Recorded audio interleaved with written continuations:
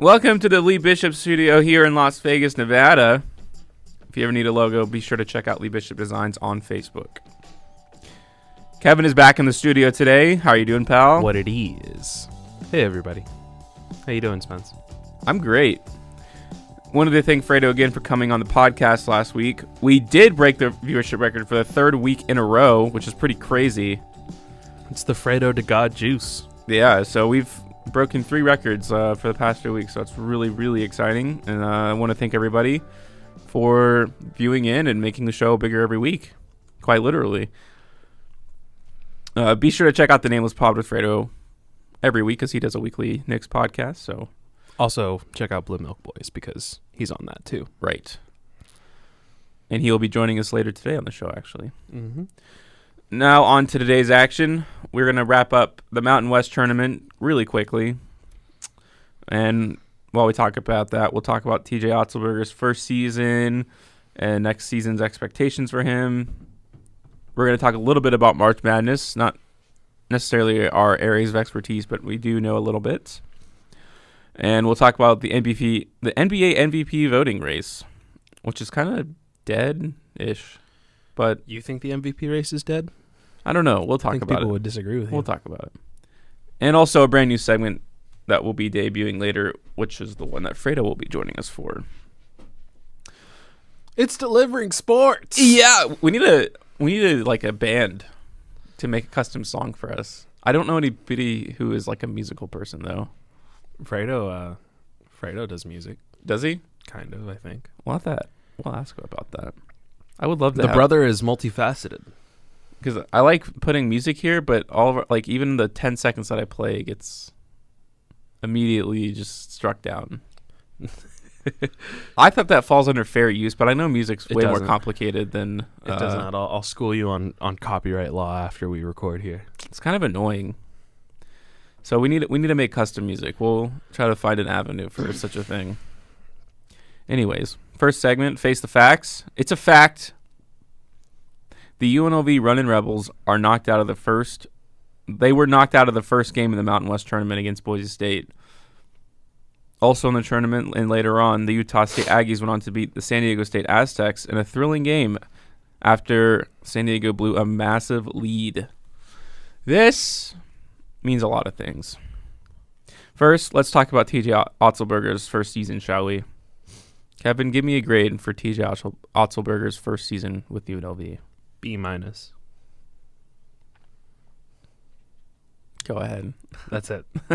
Do you really need to elaborate on a B-? It's like a B- is kind of just like the definitive, like you were kind of mediocre. I'm going to give him a C-. A C-. He did beat San Diego State. Yes, he did. The then 4th ranked team in the country. Mm-hmm. So I can't take that away from him as much as I want to. But on the same note, we lost in the first round of the Mountain West tournament. And I do understand we didn't have Michu Long, which is not something that I would want to see, obviously. But that roster that we put out there against Boise State was better than the one that... Our roster was better than Boise State even without Michu Long. And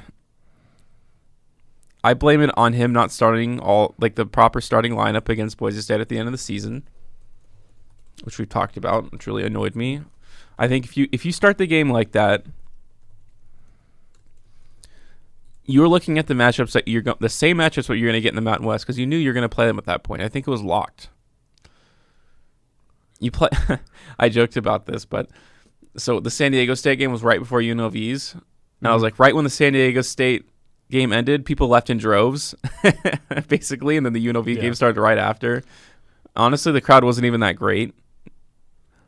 Pretty much everyone in the city expected us to lose because it's just, that's UNLV at this point, and they lived up to the expectations of losing early, even though we had a pretty decent season, quote unquote. And this is what I want to talk about because I talked about it on Heatwave Sports, and if you haven't checked that out, you can just look it up on anywhere you listen to podcasts. It should be on the Out of Line page. Anyways, I said this. Next year, we're getting a much better team, like straight up. There's no debating it at this point. Objectively better team. Yeah. Our roster is going to be better. And we were the 4th seed in the Mountain West this year. So I say our expectations next season should be 1st or 2nd in the Mountain West. And if we don't, we have to seriously start considering if TJ Otzelberger should be the coach of UNLV and whether or not maybe he should be fired. Am I crazy for saying that? Not really. If you're gonna, what are the recruiting classes ranked number 1 in the Mountain West? It was the best, and we had the transfer. That's from also North like Dakota not State. the first time that's happened too. Like, and we've dismissed coaches shortly after having really highly touted recruiting classes, and them not like failing to perform. So definitely, it's something you got to consider if there's another subpar season, a season that fails to deliver on expectations. And I'm not.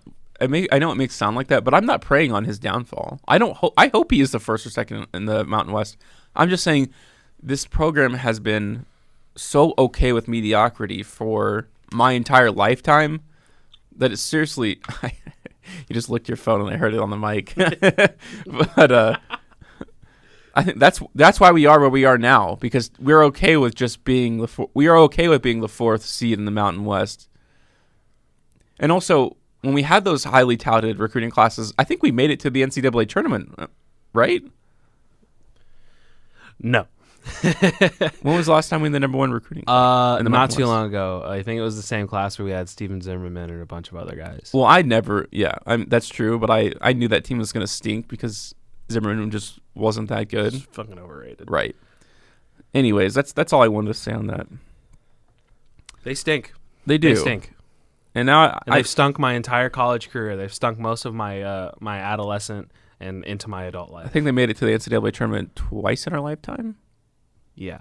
I have one shirt like that I just wear around. They do a lot of work with local boutiques and stuff like that just for branding stuff, and the only thing they really have to like put on t-shirts is the 1990 championship. And I was like, oh, that was 30 years ago. 30 years. Right. Pretty depressing. It is depressing. I wish we could have gotten that experience in college to like have a good basketball team. Yeah. Cuz like we're still like I think in like the top 5 like most winningest programs. It's crazy. But, and we haven't been to the tournament in like a decade. I hope TJ takes us to the top of the Mountain West next year, but we'll see. Also, so San Diego State loses to Utah State in the finals of the Mountain West tournament. And they're like, okay, so everyone was like, they're the 4th best team in the country, like through rankings. Are you buying any of that? Wait, what? So San Diego State was like, before the UNLV loss, was undefeated, right? Mm-hmm. Everyone's like, this is a legit team that can go far in the tournament. And then they lose the UNLV game, and then they lose the Utah State game. No. So no. Utah State isn't for real, right? I'm not going to say they're going to get bounced in the round of 64, but like they're not going very far. What's the farthest they can go, you think? Maybe go round of 30. I think they win their first game and then lose the second. As soon as they play anyone legit, like anyone who's like you run into like a Villanova or something like that, they're done for. That's it. 3 little things I want to talk about. Sam Merrill for Utah State is going to be a great G Leaguer. That's just my opinion. He's a really good player. He's not good enough to be a point guard, and he would have to be a shooting guard, and I don't know. But he does have the juice, and I think that goes a long way when it comes to. He's basically the Kyle Guy of this year's draft. If I think that's the best comparison I can make. The Knicks technically drafted Kyle Guy. He's in the G League right now, I think. He also plays for the Kings, so I don't think that's a good parameter for how good he'll be. They traded him for Brazdakis, who is also just probably going to win G League MVP. Anyway, let's talk about the tournament. Huh? Right. Second segment, we're talking about March Madness. First of all, I just want to ask you, have any gut feelings about March Madness?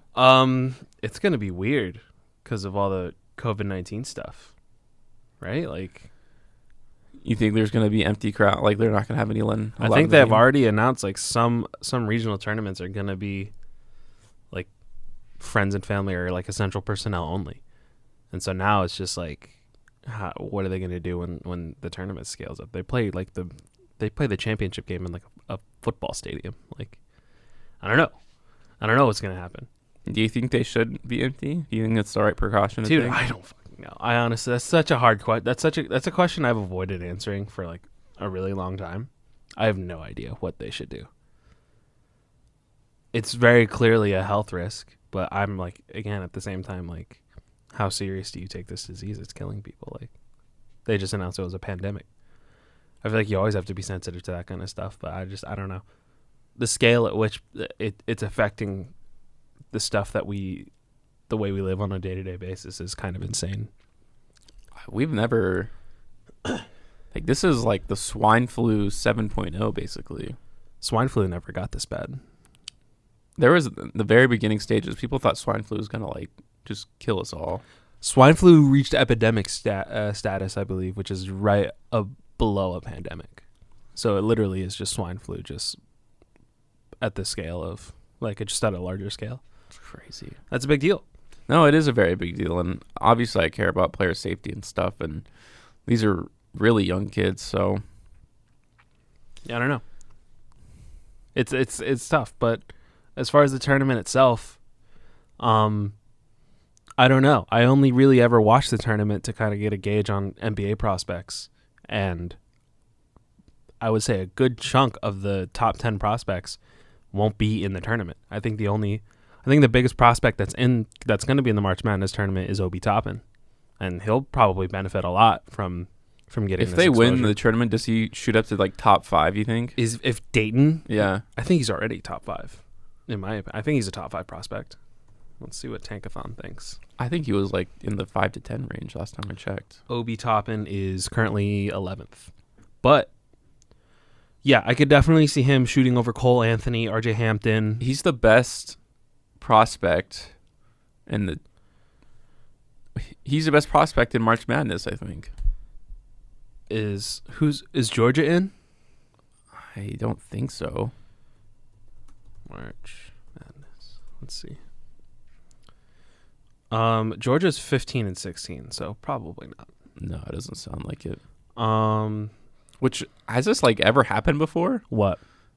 Where there's just like no top 10 talent in March Madness. That's like a very rare occurrence. Halliburton would be in, but he's injured. Wiseman is not playing college basketball. Where's Auburn at? How's Auburn doing? Spencer. Where's who going? Auburn. Where are they going? How are they doing?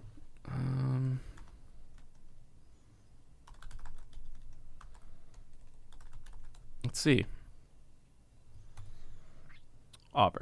Auburn's 25 and 6, so they'll probably definitely be in. Yeah, they'll be in. So then you'll be able to see Isaac Okoro. But he's not a top 10. Yeah, he is. Isaac Okoro? Yeah. 100%. He's like slated like at least in the 5 to 10 range. So those two will benefit the most from March Madness. What about basically. USC? I think they had a bad season, if I'm not mistaken. I could be wrong. 22-9. So they in theory should make it. We'll find out on Sunday, but so those are your guys. Like if USC makes it, if Auburn makes it, and then if Dayton makes it, you're looking at Obi Toppin, Onyeka Okongwu, and Isaac Okoro. Those are so guys who really stand to benefit and move up into like that top 5 range if they have a really good tournament. It's the same thing that kind of happened with like De'Aaron Fox a couple years ago, where he was more of like the 5 to 10 range, or he was more in the 7 to 10 range, and him absolutely cooking Lonzo Ball in the tournament like propelled him up into the top 5. So recency bias is really good. 100%, especially in the draft. Yeah, because I think what it comes down to is GMs like don't scout for an entire year, and they just kind of listen to what their scouts say, and then they're the ones who watch the NCAA tournament, and they see the guys like, oh yeah, I want that guy. Zach Collins and Dante DiVincenzo are first-round picks exclusively because they played well in the NCAA tournament. Exactly. So it's a very powerful thing. But otherwise, like most of your other like top prospects they're either playing internationally or they're not playing in the tournament. James Wiseman he hasn't played since the beginning of the season. Anthony Edwards Georgia's not going to make it. Danny Avadia plays in Israel. LaMelo Ball played in Australia, and Killian Hayes plays in France. So that's like according to Tankathon, that's what they have at their top 5 right now. I know like ESPN and others have like there's a variation, but it's very interesting. It's I don't know. That takes away a lot of the appeal for me personally, but I know people are still going to watch it anyway. I know it's like it's usually one of the sports events of the year. Yeah, it's usually one of the most fun things about the tournament is looking at the draft prospects more than just who's going to win it all. But yeah, I'll probably tune in to see Obi Toppin. Obi Toppin is a very like electric and dynamic and entertaining player, so I'll be excited to see how he does in the in this tournament. Hopefully Dayton gets in. I think Dayton will get in. No, for sure. Dayton's like dominating this season. Cool. Yeah. Dayton's like one of the top teams, I guess, to win the tournament. My team to win the tournament, Gonzaga. You win Gonzaga? I got them at 12-1 odds when I bet like 3 months ago, so I think they're 8-1 now. Top 10 in scoring differential, top scoring team in the nation. It seems to all be falling in place for them right now. Are you ever gonna? I'll say Villanova, because is Villanova ever a bad bet to win the NCAA? I know, tournament? seriously, they're like one of the most well-coached teams. So I love Jay Wright. That and Virginia, the best defensive team in the country for the past like forever. Jay Wright's a future Knicks, so I'm rooting for Villanova. Right. Yeah, we won't go too far into it. We'll start analyzing the games because we can analyze all we want, and then all of our picks are going to be wrong, and then we'll just have to play recovery. So I don't really want to play that game, to be honest with you. Yeah, I never get too invested in trying to seriously predict how the NCAA tournament's going to go. It's a fool's errand if you've ever really even considered it. It essentially just comes down to your gut feeling of who you think's going to win when it comes down to it, and that's ours. On to everyone's favorite segment. That's hot. Hot. That's hot. Everything litty. What's hot today, Spence? The MVP race in the National Basketball Association. Basketball ratings are down this year, right? Like pretty badly down. What do you think that Steph Curry? There's no doubt. You think that's the number one reason the Zion? No Zion, no Steph Curry. Also, like, I don't know. Wait, Zion's hurt right now? Or no, he was hurt for like half the season. I don't know. Like, I think the China stuff is a little overstated. I don't know, because that doesn't understated. It doesn't affect Western viewership. People are gonna how China feels about the NBA is not going to be affected. It's not going to affect how we watch it here in the U.S. But I don't know.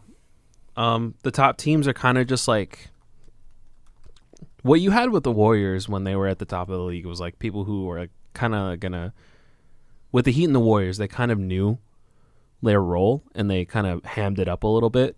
Like LeBron and Wade and Bosh, they all kind of knew they were the bad guys, and so they would say stuff and they would talk shit. And it was the same thing with the Warriors. The Warriors like even dialed it up to a degree. They actively were actively talking trash on other teams and like being like active voices while at the top of the league. And I kind of don't have that. Like you would say, like LeBron is older now and kind of just is more reserved. Anthony Davis has never been like an outspoken guy in that kind of sense.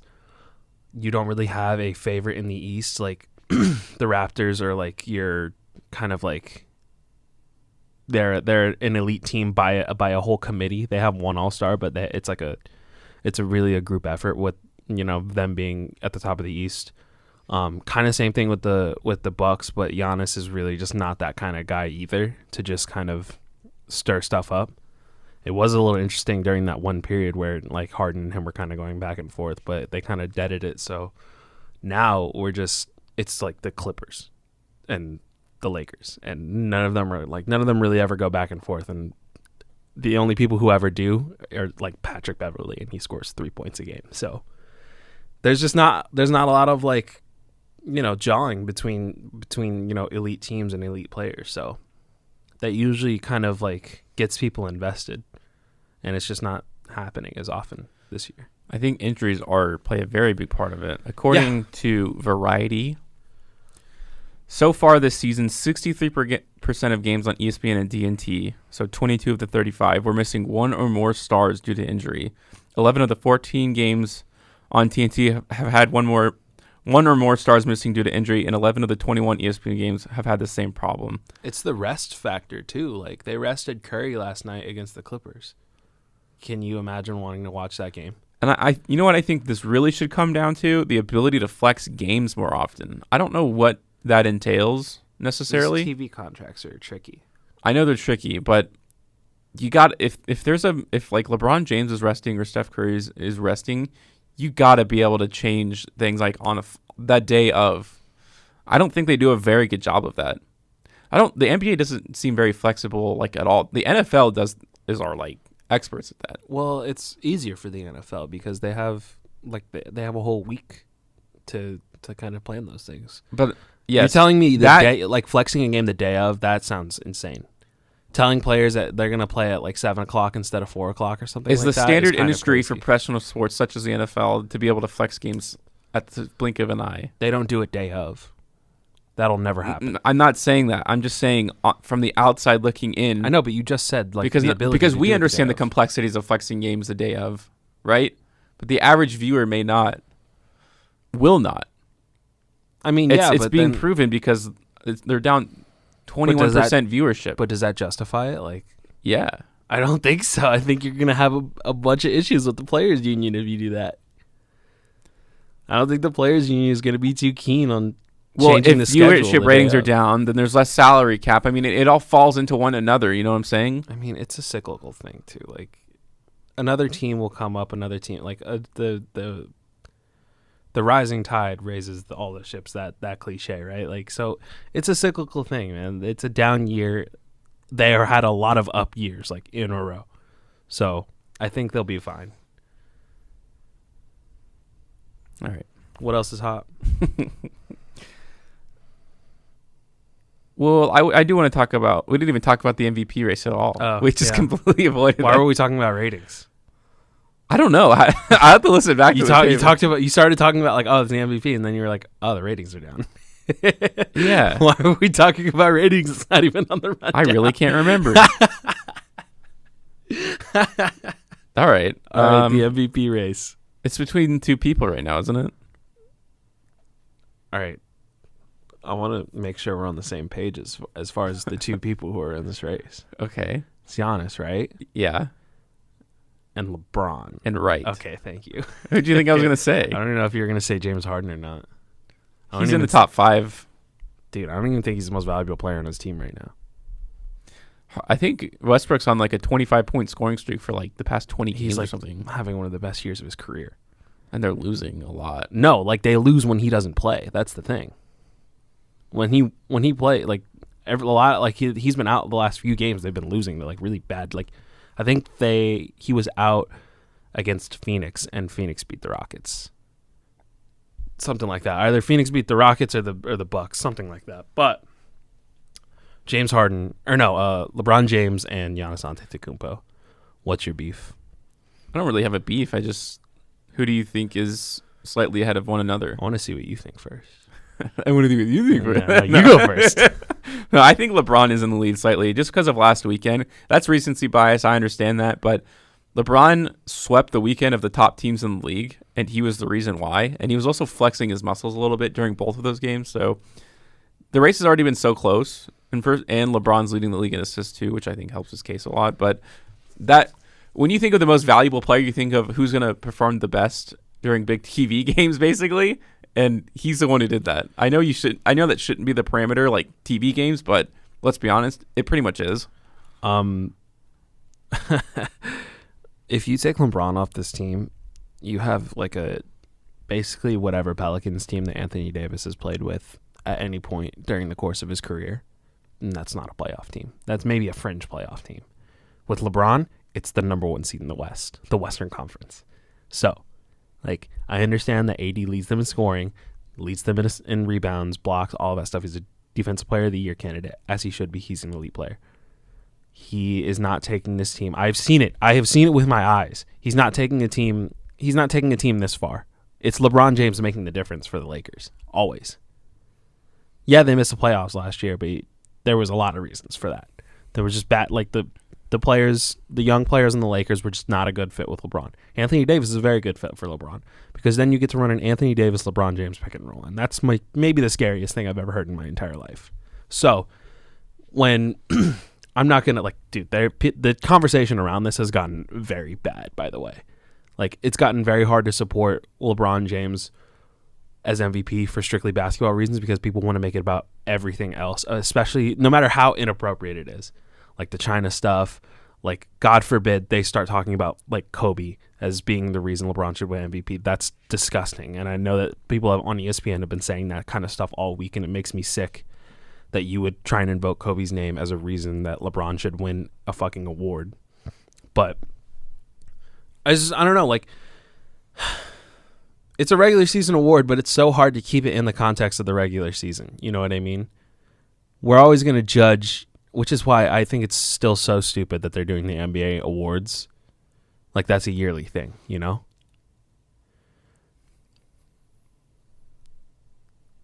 You okay? Are you all right? I was leaving it in there for you to say something. Oh, I thought you were just going to keep going. That's kind of like how podcasts work.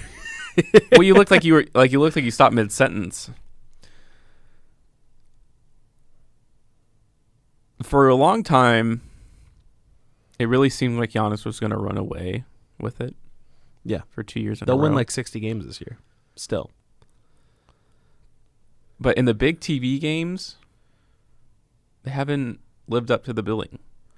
I just don't think that, like,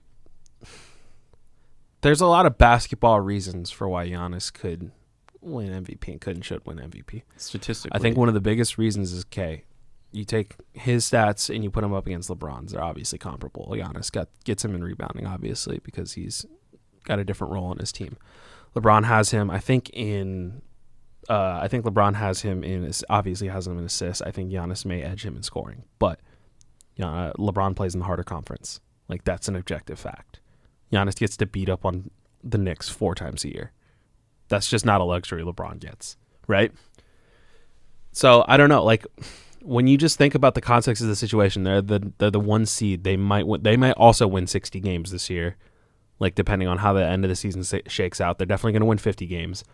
And they look to be able to go into a gear that, like, would make them a pretty formidable playoff opponent just because of LeBron. Like, really, like, when LeBron could turn it on. And in that allows Anthony Davis to also kind of, like, be utilized in a way that it makes it really hard really tough for teams to handle. And Giannis, you play him more than 30 minutes, you actively see his production go down. So I really, like, you can make the argument for Giannis, obviously, of course you can. But is it a stronger case than, like, LeBron being able to carry this team? Like, not carry the team, obviously, because Anthony Davis is, pulling more than his fair share. But just them being so dominant in the West right now. Like, they seem to have very clearly gotten over their hump of, like, oh, they can't beat teams that are over 500. Even though that was, like, a narrative that was constructed solely against them and not against other teams, because the Clippers struggled just as much against those same kind of teams. But what do you think? We know LeBron James can turn it up in the playoffs. Even, like, we saw a glimpse of it this past weekend against the Clippers and Bucks. Just like when he's, like, locked in, man. And we still don't know if Giannis can do that yet. He's only playing 30 minutes a game, first of all. That's not good. I told you that last week. It was just like they're going to have to, like, ramp up his He was minutes. gassed in the Lakers game. He guarded LeBron one-on-one during the last, like, 2:30 of that game. Because you are guaranteed to play more minutes in the playoffs. And you think that the matchup between Giannis and LeBron isn't great because he's massive. But he blew right past him. Giannis is stronger than LeBron. Well, that's a plain fact. So I know you can't take career data and apply that to MVP voting, but I also think that's impossible to do as a voter. That's something you have to think about when you're placing your vote in. And there are no criteria for MVP voting, There's not a scoring system. It's literally what you think at that time you place your vote. So if I was placing my vote as of right now today, and there's still some games left in the season which can change my mind. I'm not dead set on LeBron winning MVP. But right now, he took the lead last week. I'm just about dead set on it. How many MVPs should he have? LeBron? He's got 4 right now. How many should he have? LeBron has 4 MVPs? Mm-hmm. Wow. He should have 1 more. I think he should have at least 2. He should have Derrick Rose's, firstly. Like, Derrick Rose did not deserve that. 100%. Like LeBron was a different. LeBron was so like completely out of everyone's league in what was that 2012. It was very simply like just to support the narrative that like Derek, oh, maybe the Bulls will unseat the Heat, maybe they'll upset him, and they absolutely did not. And he should have the year after Kyrie left. He should have that one. That 1 year on the Cavs where it was just him and Kevin Love and they made the finals. He should have that. His first year in Cleveland, he should have won MVP. At some point in the second, he took them as the worst team in the league, and in 1 year made them the first seed. At some point in the second, I won't say, okay, maybe it won't, maybe not that year after Kyrie left, but some point in Cleveland during that stint, he should have won MVP. Maybe what? Yeah, Curry's first MVP should be LeBron's. I won't dispute Curry's unanimous MVP because they went like that was a 73-9 year, and you can't really you can't dispute that. You can't dispute that. But the year before that, for sure. The year before that, or at some point during, I'm just saying, at some point during the second Cleveland tenure, LeBron should have won an MVP. I have to agree with you there. I don't think Giannis can go back to back. I honestly don't. I just I don't know. The basketball reason it does go beyond basketball reasons, but not for the reasons that like a bunch of people in the media are saying it is. But they're the best team in the West. I don't think that's solely because of Anthony Davis. I think it's more because of LeBron, because we've seen what Anthony Davis does on a team that's built similar to this.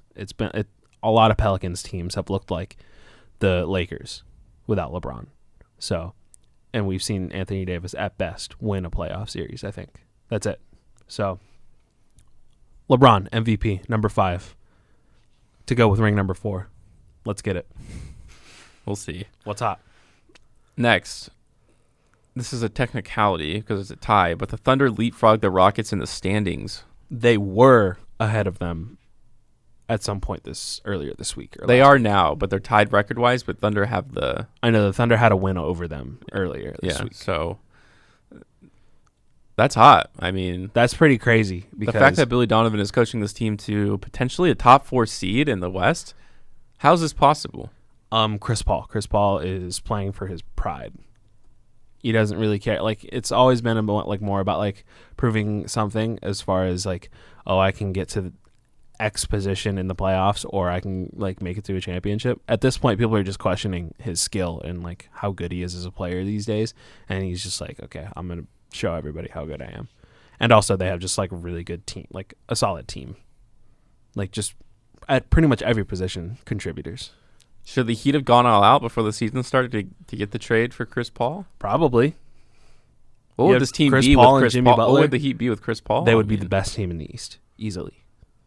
I mean, you would have to think, right? If they still have Jimmy and Adebayo and Hero, and then they get Iguodala at some point, easily be the best team in the East. It's kind of insane to think about, really. Okay, let's see. The Thunder, they're both 40 and 24. I think the Jazz are going to get leapt at some point. I think they're running out of gas. I really don't like the Jazz. I just don't like their composition as a team. I don't like Mike Conley. He's washed. It's bad. Is this his contract year? No. Oh, no. He's still on the hook? From what I understand, he's on the hook for like 3 more years. 3 more years? There's no way. I think he just signed his extension. There's no way he's on the contract. I don't think this is his contract year. Hold on. Keep going. I'm gonna get to the bottom of that. But yeah, like I want to pose the idea of what is the Westbrook trade? Like what effect does the Westbrook trade have on this? As far as the Rockets are clearly worse last year. But at the same time, earlier in this podcast, we discussed how Westbrook is probably playing better than Harden. Is it Harden? Or is it Westbrook? I think it's just their team composition. Yeah, it's bad. It's terrible. They don't have a center on their roster. And I get that they like to play small ball lineup, but I think we've at least proved that you may not need a center per se, but you got to have someone who's at least pretty tall on your team, you know? By the way, Mike Conley isn't an option. Like, he can opt out. He's not going to opt out. He's not.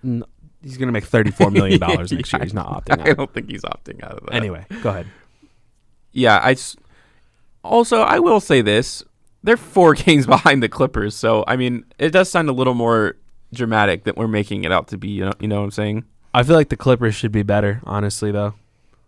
Well, yeah, but I'm saying all these teams should technically be better. You know what I'm saying? It's like except the Lakers. The Lakers are like the Rockets are 3 games out of the 3rd seed too, so it's not crazy. And also, you got to think that when it comes to playoff time, it gets a little more difficult because it's easy to knock on them during the regular season. But when it comes to playoff time, you're gonna have to beat them 4 times, and that's not necessarily the easiest task to do when you have 2 like superstars on their team.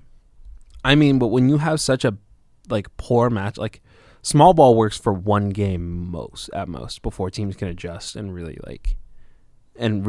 exploit it. They're going to get out rebounded like significantly in the playoffs. I mean, that's been the case for the past 2 years where they play small ball lineup 90% of the time. Yeah, and they've been getting bounced from the playoffs when they probably should have gone to the Western Conference Finals. Well, they did. They almost knocked out the height of the Golden State Warriors. And then they traded that guy, and then they traded the guy who like largely kept them in that when Harden was shooting cold. They traded him to the Thunder. But Westbrook's having a career year at this point. Yeah, and the Rockets are still performing well below expectations. I think it's more on Harden personally.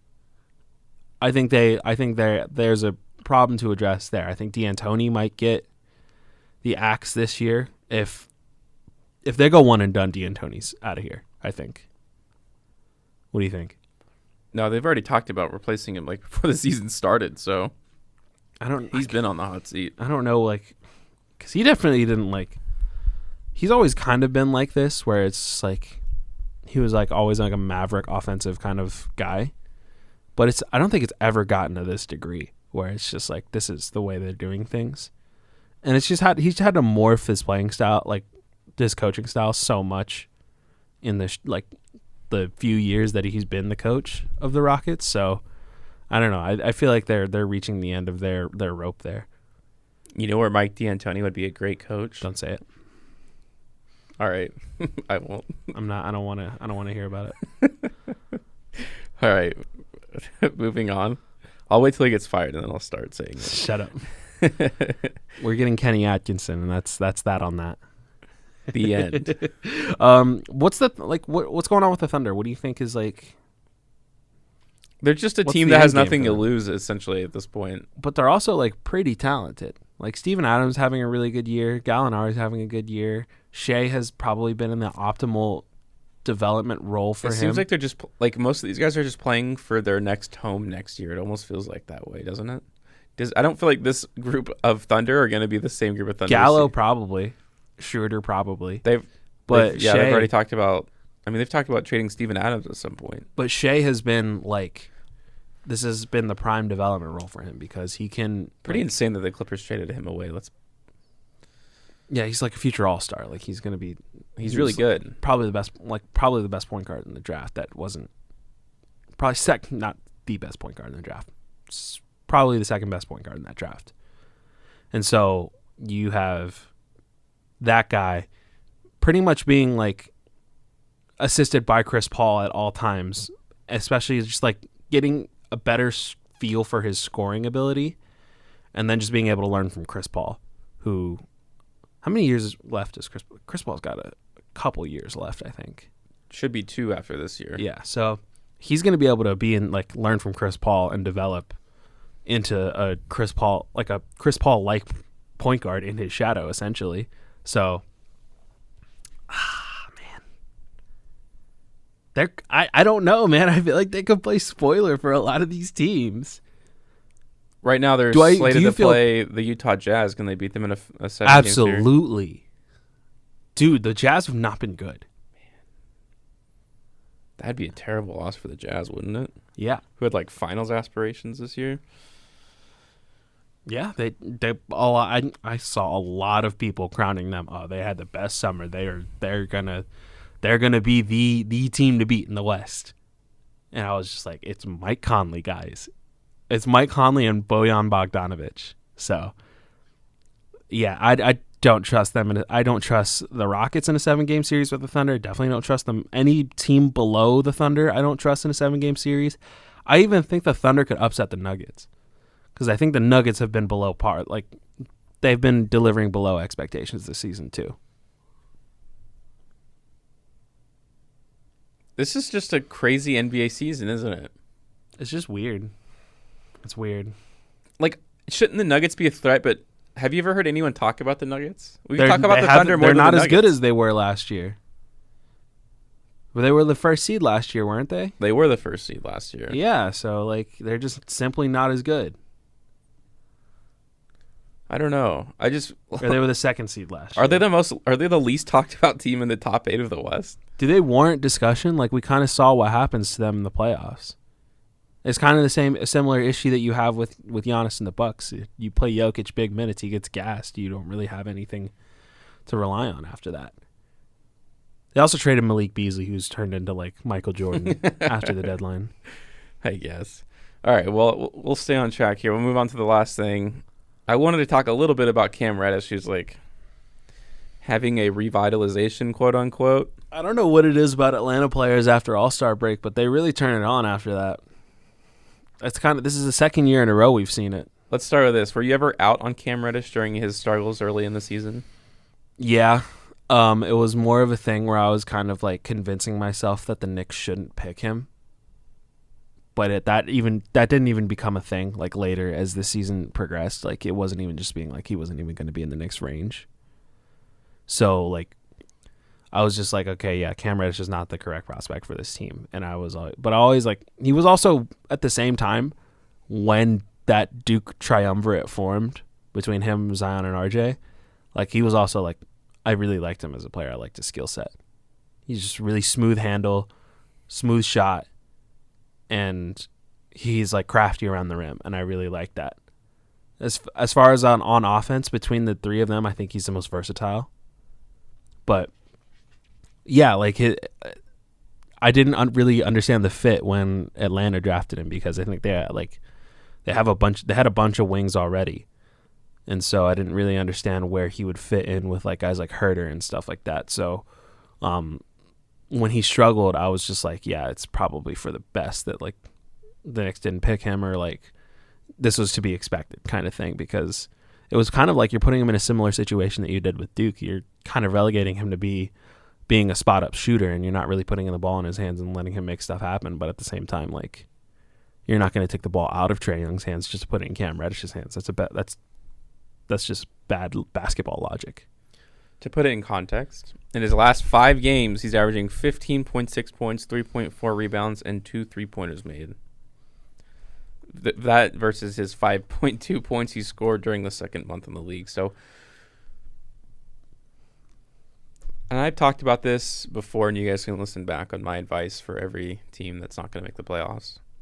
Post All-Star, before you start, 17 points since the All-Star game, 17 points per game, 40.8% from 3 on 5 attempts, 51% from the field on 12 shots a game. And he's playing about 30 minutes. So, that's all. Good, continue. He's playing really well. What's it going to take for Atlanta Hawk to make it to the next level? Coaching. I don't think they're coached very well. I think they need a star veteran presence. Personnel is like really good. Like, I don't know. Capella's been hurt, so you don't really like you don't get to see how they're gonna mesh. Like, what if Bradley Beal went to the Atlanta Hawks? Why would he go to the Atlanta Hawks though? Like, that's the thing. I don't know. Like, what about their culture is attractive? I'm just saying in a vacuum. It's like, yeah, you got Trae Young and he's an all-star, but like they don't win, you know. But that's the thing is, like, Vince Carter is like, yeah, that's your veteran presence, but Vince Carter kind of stinks. You need like a star veteran presence, not just like an old man. But how are you going to get that? Maybe you trade for Buddy Hield. Does Buddy Hield fix the Hawks? I think he takes them to another level. Do you really think that? Yes. I don't know. Like, I think it's just more of the coaching. I think they need a coach with some sense of that'll like provide these kids with some sense of direction, because now it's just like, it seems like they're just concerned more with developing guys. Maybe they signed Kenny Atkinson. I would think. I mean, but at the same time, that feels like a lateral move, because Kenny Atkinson, despite his like successes, is more looked at as a guy who kind of just develops players. So I don't know. Can you frame Trae Young in a way where he can kind of carry this team to actual wins instead of just filling up the stat sheet in losses. Is Kenny Atkinson the guy to do that? He took the Nets last year to a playoff run. Yeah, so I'm saying, do you think like he was also like at the forefront of a bunch of personnel changes? You know what I mean? Like he kind of crafted this team to being the way it is, and kind of built that playoff team from the ground up. When you take the Hawks job, you are looking at what they have and you're like, okay, can I take this to the playoffs? Do you think he can do that? I do, actually. Interesting. If they can make one trade for a guy on the level of Buddy Hield. I don't know. Like, I think their personnel is fine. I think you can make the playoffs with their personnel. You just need the right coach. Mm-hmm. Herder's good. I think they're missing something. Herder's good. Reddish is good. How's DeAndre Hunter doing? He's the worst player in this draft. Just kidding. Take it easy on. I was about to say, I don't know who's in. I don't even know who's in this draft. He's having a decent season. Like, he's not having a bad season. 12 points, 4.5 rebounds, about 2 assists, 41 from the field, league average from 3, 70. Like, it's a pretty solid rookie year. I don't know what his ceiling has ever been, but I'm saying if you have a lineup of Trey, Reddish, Hunter, Collins, and Clint Capella, there's something there, I think. Do you think there's something there? I think you need to clean up your young assets a little bit to get a better proven asset. So get rid of who? Herder. Get rid of Herder? I like Herder though. I think he's a good shooter. I think he could bolster. I'm just really saying good if you could clean up the bottom of your potential talented guys at the bottom and get someone who you know is could take you to the playoffs, I think it'd be worth it. I don't know. I think depth is really like if you have your potential star player already, like they already have an all-star. Yeah, but you need more than one all-star per team. I understand that, but then again, like at some point, are you selling off on the guys that you already have? John Collins could be an all-star. He can't be your second best player on a championship team. John Collins can't? No. Why not? Because he doesn't play defense? That's part of the reason. Okay. I'm looking at their depth chart and I'm like, it's not bad. You need a 2 or 3 that you feel comfortable, then you say can take you to the Do you think playoffs. Cam Reddish could develop into that? Do you think Do you think either Cam Reddish or DeAndre Hunter could develop into that level of a player? I do not. Why not? They're both like... I think you can start Cam Reddish on a finals roster at some point in his career, but I don't think he can be your second best player. They're both children. Like actual I'm just saying through what child. you've seen with your own eyeballs, do you think that they could be the second best player on a finals roster? I can't say that in good faith. DeAndre Hunter is 22 years old. Cam Reddish is 20. I can't say that right now. I think if you are committed to the development of Cam Reddish and DeAndre Hunter, it's proven that you can take guys who have played not guys who have played poorly, but they can develop guys. You know what I mean? They can develop them into productive players. So I think if you cultivate that still and you get Cam Reddish to improve and you get DeAndre Hunter to improve into whatever level of player they end up being in the future, and then you get a good coach around them, I think they could be set. Just focusing on that could take them to the next level. I don't know why they have to sell off assets. Kevin Huerter's good. Like, why would I trade him? You know? If I already have what I believe can be a good team, why would I trade Kevin Huerter? I don't know. If you're telling me that their bench lineup could be like Jeff Teague, Kevin Huerter, Dedmon, and like a couple other solid, like above average rotation players, why would I sell that just for Buddy Hield if I already like feel like I have, like if I took a guy in the top 10 at his position, you know? I don't know. It's just what they've been doing so far hasn't worked into like actual success in the regular season. Well, yeah, again, at the same time, they have a super young team. But if you look at the team that's like in the A seed, I feel like the roster they have, well, I don't know. Next year is my deadline for seeing much more improvement than the bottom tier team in the league. They should be better than they are right now, but I'm just not sure how much of it is on the players. Like Trey, like what more do you want from Trae Young? Obviously you want him to play better defense, but offensively, what more do you want from him? He's scoring like 30 points every other night. They for sure. Like I could definitely see him as the starting. You have Cam Reddish, like he's played 9 games where he's playing at a pretty like really high level for a rookie. DeAndre Hunter has been really consistent. I'm just saying this team, for whatever way it works, shouldn't be bottom 3 in the league next year. I think you gotta actually get a coach that you can believe in. Someone who has like a clear vision for this team, because there are pieces there. All right, I'll call up the Hawks GM after this, and we'll talk about it. All right, let's do it. Let's get him on the phone. All right, that's gonna do it for All That's Hot. On to the 4th segment of the show here. It's a new segment that I made up called Make the Case. Oh. I'm going to give you guys some scenarios which are not the favorite to happen, but you guys are going to make the case to me on why it will happen. We have Fredo joining us for this segment, by the way. Fredo, welcome. What's up, y'all? Just finished like absolutely firing off on Star Wars and how ass it is lately. Fuck Star Wars.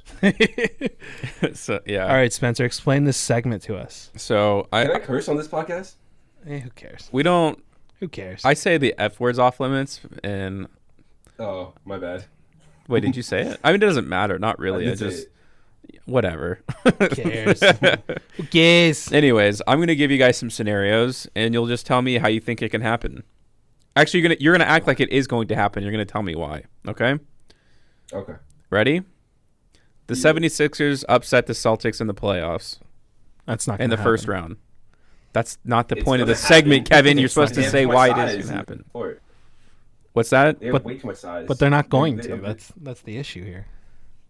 No. The segment is a challenge of Come your on, man. You want me to tell of your prowess. You want me to lie on the airwaves? Give me your best case. Like if you like, let's say you're a defense lawyer for the 76ers in some sort of.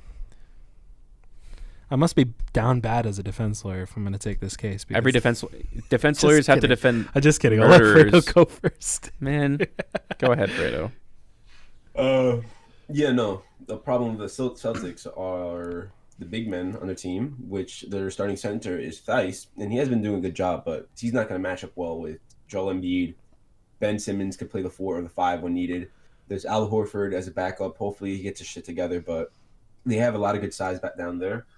And they have really good athletic defenders all over the team, and that's what frustrated like the Bucks versus the Raptors last season in the playoffs. It's a slower game, and Chris Middleton ended up getting locked up, and they were killed swiftly by the Raptors. If I were to have to make a case Yes, about Kevin. this, We're assuming you have to. You don't If have to I- keep preferencing this. if I were, which I do not personally believe, it would probably come down to the Celtics' lack of depth, really, especially when you get more towards the wings, because once you get past, because you can reasonably expect them to start. I don't know. Does Gordon Hayward start for them right now? No. He comes off the bench. Well, he still stinks. Like that's a really prevalent thing here. So like when you talk about wing depth, it's really like not, you don't really have much beyond Jaylen Brown and Jason Tatum, and that's very much like, you know, what their offense like relies upon. You're gonna expect obviously Kemba to do something, but I think Ben Simmons is probably one of the best on-ball defenders in the entire NBA. So you can expect Kemba to be at least limited, and I'm not sure if you'll be able to rely on him, you know, to really carry the team's offense. It really just comes down to depth, and I think as far as being able to guard the wing position, the 76ers are uniquely adept at doing so, and I think that if I were arguing for them, that's probably what I would say is the reason it would put them over the top against the Celtics. And I'll say this. I think Ben Simmons can definitely guard Kemba Walker. For sure. I do not think Easy. Kemba Walker can guard Ben Simmons. Definitely not. No. You can't. So I think that's what the series may come down to, especially if you think about the weaknesses when it comes to Joel Embiid versus Daniel Tice. It's not even a matchup. Yeah, especially because Embiid, like, traditionally, I know he's been, like, out of shape for, like, 2 years now, but he's always, like, one of his uniquely, like one of the things that sets him apart as a defender was his ability to guard the perimeter, especially guys that weren't, like, super agile.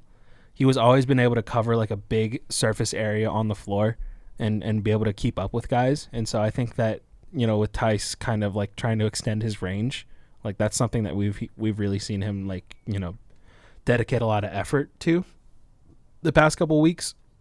Excuse me, I'm like about to vomit.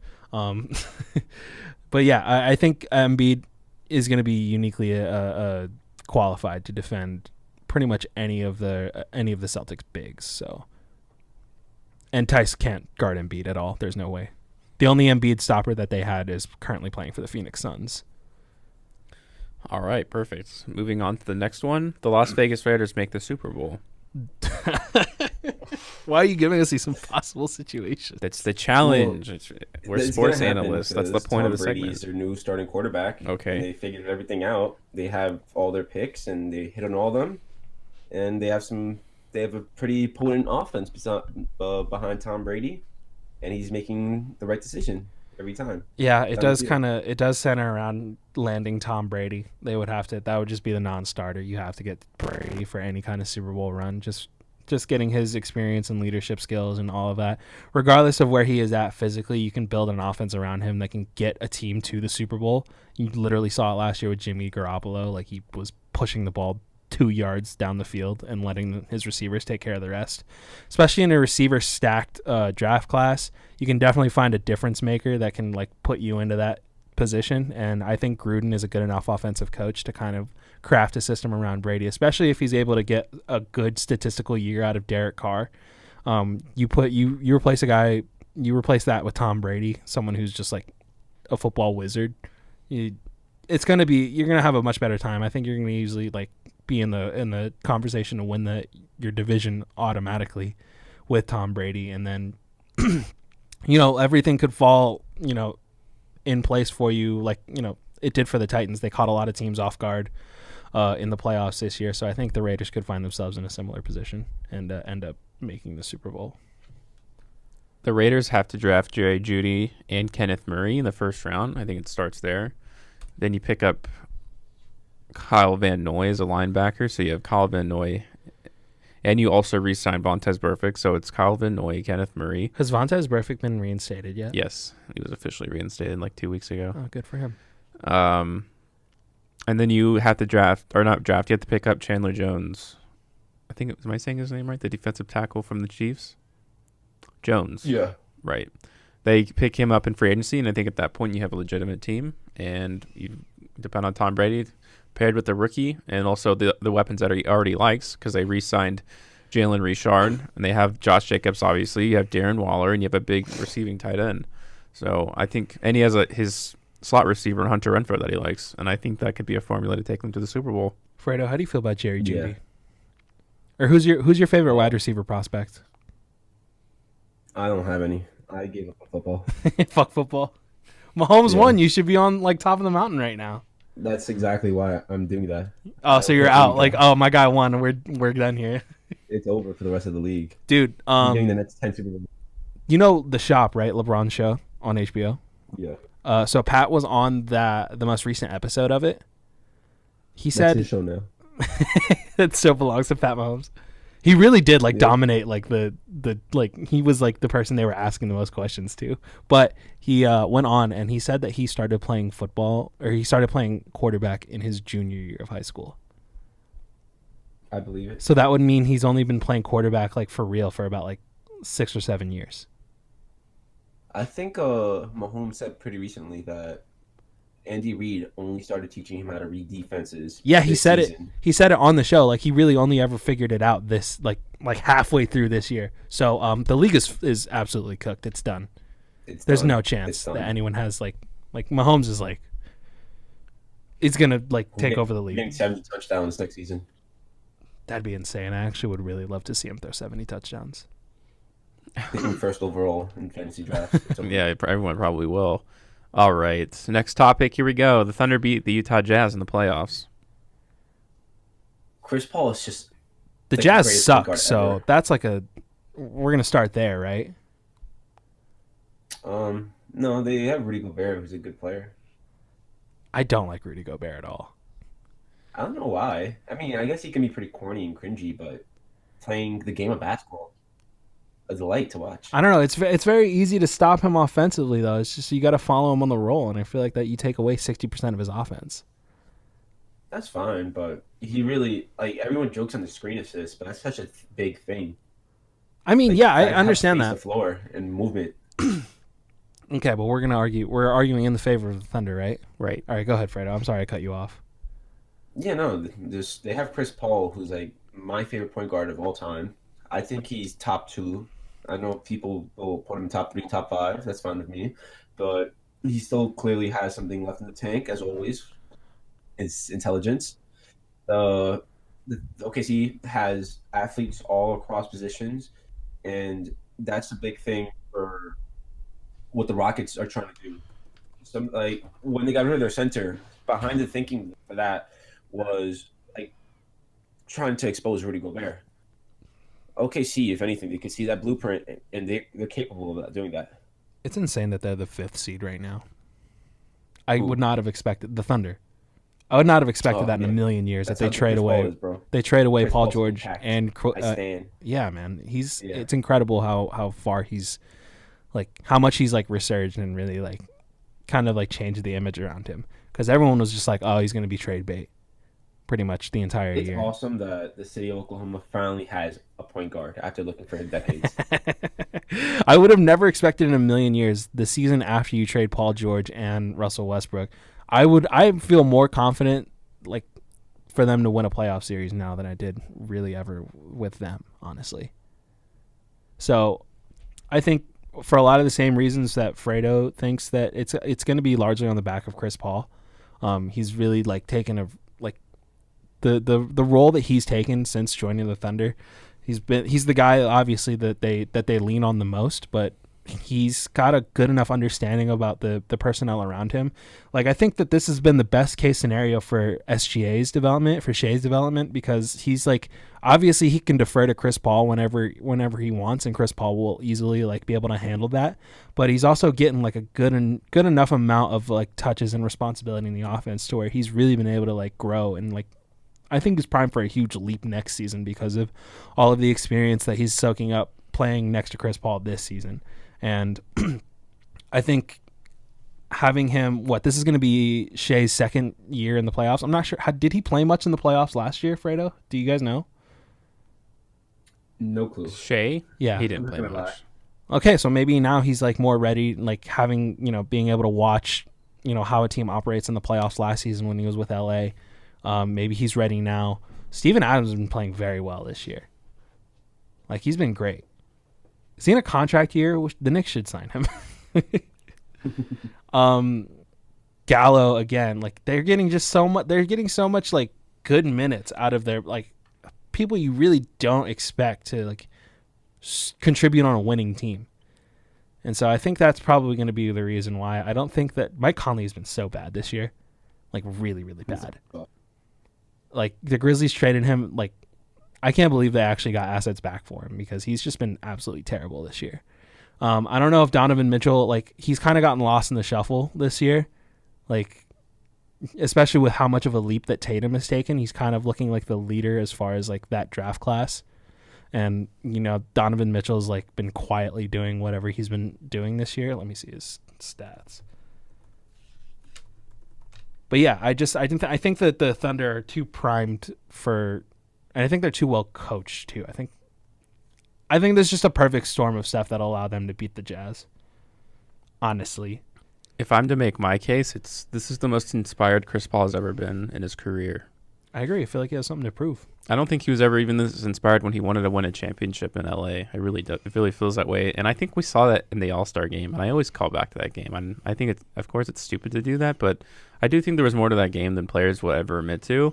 Because I think, first of all, I think Westbrook took personal offense to not being in that game at the end, and Chris Paul took his spot. And I think that really inflated Chris Paul's ego too.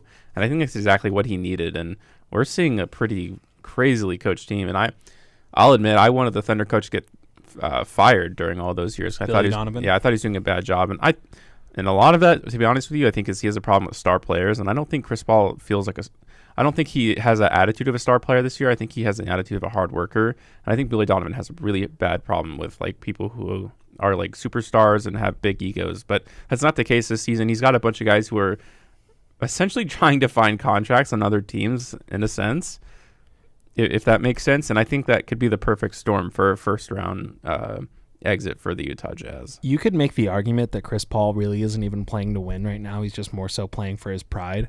But the way that Chris Paul's play style is that like even a guy like that who's playing motivated, it's going to elevate your team just because of that's the kind of player Chris Paul is. He just makes people around him better. Like everyone on the Thunder is playing. Like I would argue is playing better than they were last year. All right, next one. Going back to football, Chase Young does not win Defensive Rookie of the Year. Ooh. What do you think, Fredo? Do we have Fredo still? Fredo? Yeah, I'm here. What do you got? Who's winning Rookie of the Year? Defensive Rookie of the Year over Chase Young? Rookie of the Year. Defensive Isaiah Rookie, Simmons. Isaiah Simmons is It's- crazy. That man ran a He's such a smart 4.3. player. He's an edge rusher running a Yeah, 4.3. Yeah, he's a freak athlete. I can definitely see him have a good impact and win Rookie of the Year. Because where do we realistically expect Chase Young to go? To the Lions To the Lions? The They don't. Redskins. or the Redskins? It's either one of them at this point. I don't know. Like yeah. I don't know. I feel like as long as Simmons goes to a better defense, you can expect him to win. Like I think he'll be put in a better position to be more productive. Yeah. I'll make the case for Jeff Okudah because I think he has the highest IQ we've seen in a cornerback since Richard Sherman.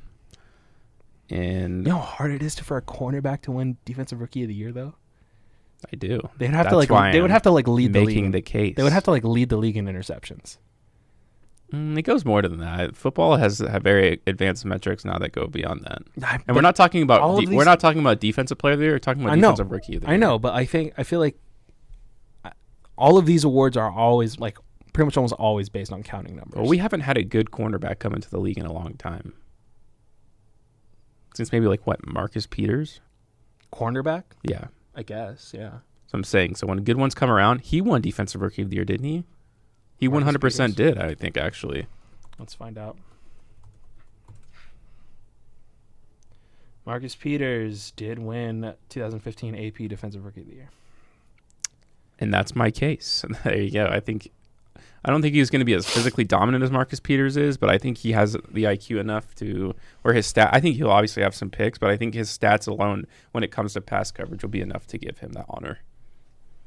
Do you think Chase Young leads rookies in sacks? Yes, I don't think it's actually going to be very close.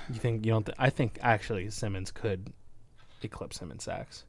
Depends on Especially what fully depends on what defense he goes to. Yeah. Because some teams might use him in coverage way more than they do in the pass rush. Even though he is a good pass rusher, we saw that in the college championship finals. Okay, last one. The Miami Heat make it to the conference finals. Oh, brother. Oh God. That's a tough one. They just don't look very good right now. It's hard to make a case for them. Let me see how they're doing over their last 10 games. They have 2 All-Stars. Bam Adebayo and Jimmy Butler. Technically, they have 3 Yeah. because I think what's his face Dragic was an All-Star replacement one year. Yeah, but that was a while back. I'm talking about this season. It was like 2 years ago. Yeah, but that's still 2 seasons ago. They got 2 All-Stars. they got and those Larry 2 guys. Intelligent. Yeah, exactly. I mean, yeah, Kansas like played well.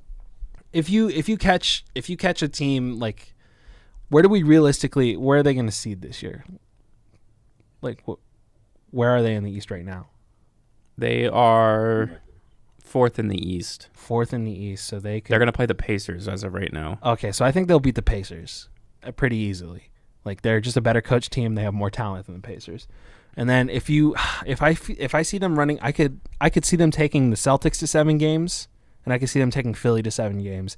And when you have Jimmy Butler and in those clutch situations, he can make that kind of shot to win you a series. So if they can get into those situations, I can see it happening.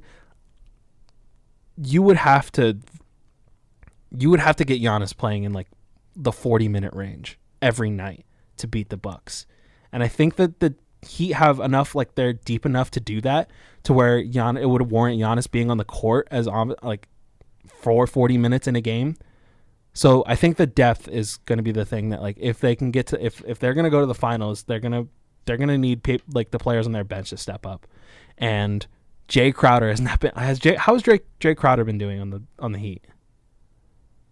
Jay Crowder, yes. He's definitely been better than Andre Iguodala. Although I will say this, Andre Iguodala has improved since his like -19. So yeah, you would need Andre Iguodala to be playoff Andre Iguodala too. So that's the biggest thing there. I think if you can, like, the blueprint for beating the Bucks is pretty cut and dry. You just need to get Giannis like playing more, like a certain amount of minutes, because he's not used to it. Like, we saw it last year, he was getting gassed. We saw it in the Laker game the other night, he was getting gassed. So just get him on the floor for a certain amount of time, and I think you can get them to the point where they're vulnerable enough, and you have enough star power in Jimmy Butler and Bam. You could probably steal a Game 7 from the Bucks. I think it'll come down to how effective Andre Iguodala can be on Giannis. I think he'll be his primary ball defender, and you'll share time with Jay Crowder. If I'm gonna, like, the whole point is, if I'm gonna make the case, I'm gonna assume that Andre Iguodala can have a LeBron, his finals MVP type of defensive stand against Giannis in that series, because I think that's actually enough. I think that's more than enough actually to beat the Bucks, because they, let's be honest, are starved for a second player. Chris Middleton is supposed to be that, but honestly, in the playoffs, when has he ever? No. The answer is no, because obviously they haven't made it all the way. So I think that's what it'll come down to. Yeah. All right, that's going to do it for Make the Case. That was a debut. I really like that segment. I think it challenges us to really think about things in a different way than maybe our favoritism, and hopefully share our insights and our knowledge in a new and exciting way. Well, thank you for joining the segment, Fredo. We really do appreciate it. Thanks, bud. Yeah. Anytime. For you, come on. Thanks. All right, guys, that's going to wrap it up for today. We're just going to give out all of our social medias. Thank you to Fredo for joining the show again. Yeah, of course. And once again, I'll mention that his pod is called The Nameless Pod, and you can check it out anywhere you listen to podcasts. You can also catch Fredo on the Blue Milk Boys podcast, our weekly pop culture variety show, where we mainly talk about Star Wars, but we've been getting into some new stuff lately. Yeah, and I have some cool drip coming in. Some drip. So I really, at some point, want to get into merchandising, obviously. So I'll be showing that off on social medias at Blue Milk Boys on Twitter. I'll show that off as soon as it comes in. And you can follow this show on Twitter. Yes, you can. That's allowed. At Delivering Sport, and on Instagram at Delivering Sports. And you can find the show anywhere you listen to podcasts. Also, be sure to check me out on the radio. It's called Out of Line, 98.9 FM, 1340 AM. We're on Sundays 8 to 9. And I run the social media page for that show. You can find it anywhere on social media at Out of Line Fox LV. Anything else, Kevin?